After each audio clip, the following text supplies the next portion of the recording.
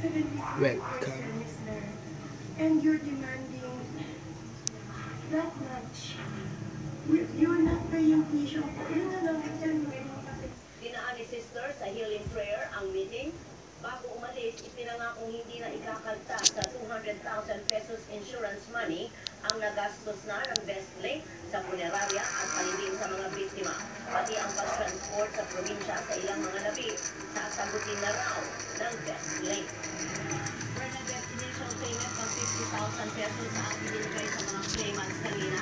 Ang balancing 150,000 pesos ay ibibigay kapag kumpleto na ang lahat ng mga papeles.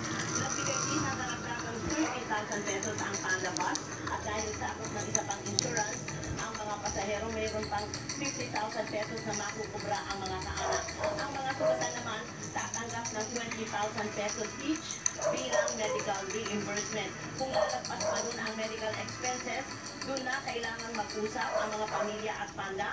Kung hindi magkasundo, sa korte na babagsak ang mga ito. Ate B.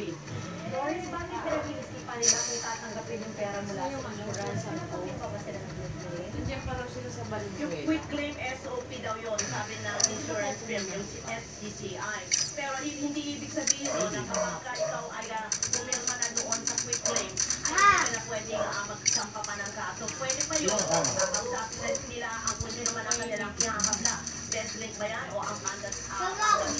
Saka sila mag-uusap. Hindi ka lang kapagkasundo, bandaan na yan. Pero yung quick claim, ibig sabihin na 200 lang doon sa may insurance firm. Hanggang doon lang ang makukuha. Wala doon sa mga sugatan, 20,000 pesos lang ang makukuha nila. Kung meron pa sila yung mahaba ang gamutan, mahapon ba tayo aalis? at ng Panda, doon nila papag-usapan kung kailangan na ibigay ulit ng pera. Pero as of now, ayon sa batas, 200,000 pesos sa test, 20,000 sa medical. Kayo Ibigay. Ay, silent sila sa ngayon, pero ipapatawag na ng LTFRB ang lahat. Ang Harana Tours, ang BestLink, gayon din ang Panda at ang mga pamilya. Imi-meeting silang lahat ni Attorney Lizada para malaman ang lahat ng mga site nila at pagkatapos nun ay kung talaga magkakatuluyan, magkakasuhan. Bernadette. Maraming salamat sa iyo, Boris Bibon. Nakasakop na amoy ng natutulog na goma. Ganito, inilarawan po ng mga residente ang Panda Bus bago ito na disgrasya sa Tanay Rizal Lunes. Barriers at isang poste bago tuloy ang sumalpok sa huling poste. Naiwas po yung truck. Kung hindi ko naiwas, kami po tatamaan. Ang grupo nila Watson ang tumulong sa mga biktima matapos ang aksidente.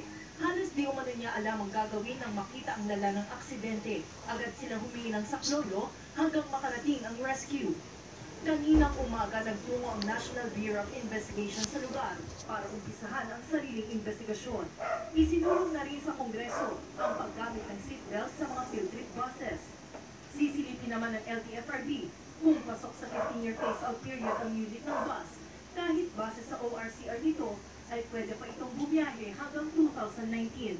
We want to know what year is the production of the chassis and engine number. The year model of a vehicle, of a rebuilt vehicle, is the oldest component. Accredited naman ng Department of Tourism ang Panda Coach bilang operator, pero hindi ang bus number 8 na naaksidente. Hindi raw kasi pumasa sa kanilang standards ang naturang bus. Sinubukan ng news team na kunin ang pahayag ng Panda Coach, pero walang kumarap. Sarado ang gate ng kanilang compound sa Valenzuela at wala ni isang bus na naiwan sa loob nito. April Rafales, ABS-CBN News. Nasunog naman ang nasa 30 bahay sa barangay poblasyon sa Makati at tinala ng ilang residente sa isang bahay na sinasabing nagsimula ang sunog. Nagpapatrol si Ernie Mayo. Mabilis na nilamon ng apoy ang mga bahay sa Amon Street sa Barangay Poblasyon Makati City pasado hating gabi kanina. Gawa kasi sa mga lumang kahoy at pinagtagpitagping light materials ang mga ito. 26 daw kasi ang living eh. Mga alagat aso ay ligtas. Nanawagan na sa lahat para wala nang pagkakaisalba sa kanyang mga gamit. Mayor, tulungan kami niyo.